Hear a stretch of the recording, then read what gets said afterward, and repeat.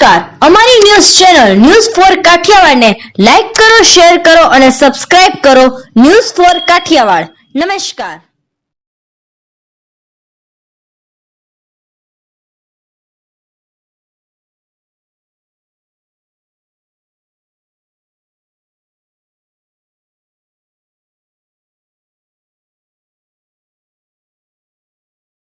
કોંગ્રેસ આગેવાનો દ્વારા જૂનાગઢ શહેરમાં પડેલા વરસાદ બાદ લોકોની સમસ્યાઓ જાણવા અલગ અલગ વિસ્તારોમાં રૂબરૂ મુલાકાત લીધી. કોંગ્રેસ આગેવાનો દ્વારા હાલમાં જ પડેલા ભારે વરસાદના કારણે જૂનાગઢ શહેરના નગરજનોને જે હાલાકી ભોગવવી પડી એનો ચિતાર મેળવવા અને વરસાદ પ્રભાવિત વિસ્તારોની રૂબરૂ સ્થળ મુલાકાત લીધી હતી. જેમાં ધારાસભ્યના વિસ્તારમાં પણ લોકોને હાલાકી પડી રહી છે તેવું કોંગ્રેસ આગેવાને જણાવ્યું. જેથી લોકોને પડેલ હાલાકીનું યોગ્ય નિરાકરણ કરવા તંત્રને રજૂઆત કરી હતી. આજરોજ આ ધારાસભ્યના વિસ્તારમાં જીવનધારા ઝાંઝેડા રોડ તરફ અમે આવ્યા છીએ અને આ દુઃખદ બાબત છે કે અહીંયા પગ રાખવાની જગ્યા નથી, ચાલવાની પણ કોઈ સગવડ નથી, રોડ રસ્તાનું રિપેરિંગ બિલકુલ નથી.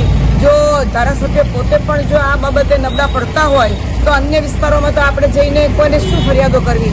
એટલે અહીંના વિસ્તારના લોકોએ ચક્કાજામ કર્યા, મહેનત કરી, એમને રજૂઆતો કરી, છતાં પણ એ કોર્પોરેશનને નમાવી નથી શક્યા.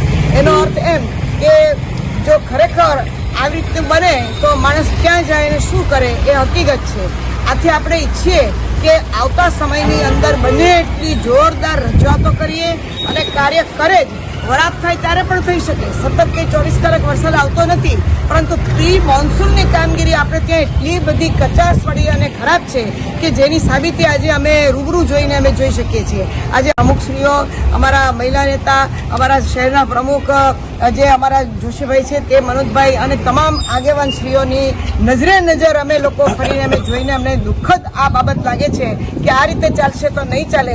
કોર્પોરેશન ખરેખર એના માટે બહુ જવાબદાર છે, વેરા ઉભારામાં બહુ નિયમિત છે, પરંતુ કાર્ય કરવામાં તદ્દન નિષ્ફળ છે એ દેખાય છે.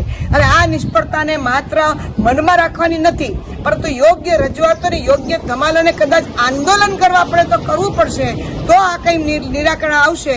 બાકી કોર્પોરેશનને કરોડો રૂપિયાની ગ્રાન્ટ મળે છે, એમના બાળકો વિદેશમાં જાય, એમના લગ્નો ધામધૂમથી થાય, પણ આ સામાન્ય સગવડ પણ માણસોને ન મળે એ આપણા માટે શરમજનક છે. જય